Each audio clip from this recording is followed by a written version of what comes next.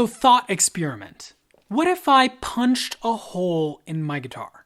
Or played a piano with a hammer? Or I took a trumpet and bent it in half? Would it sound the same? Probably not.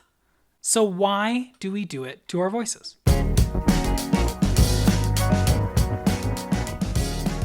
Hi, welcome back to our channel. I'm Chase, and today we're talking about posture.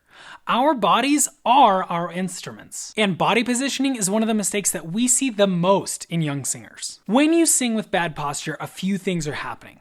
Let's say you cross your legs, you're compressing your lungs, and I'm not an expert, but I'm pretty sure lungs are important for breathing.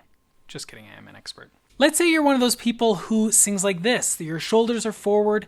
This collapses your chest, bends your airways, and once again, the lungs. If you're shy and you sing with your head down, you're literally kinking the windpipe. You're closing it off from air to even flow. Now, by contrast, have you ever watched a professional singer in a recording session?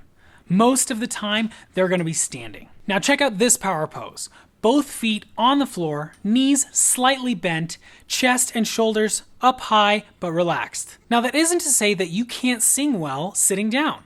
Get on the edge of your chair, both feet flat on the floor, and sit nice and tall. Don't confuse this for being tense. Watch any athlete. They use their bodies. They're strong, but they're also loose.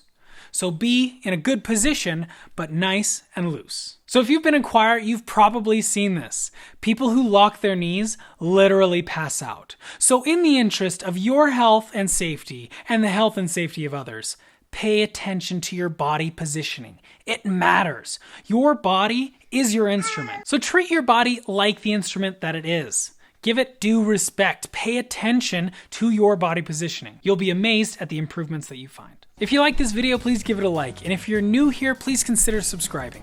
We post new videos every week. Thanks for watching. We'll see you soon.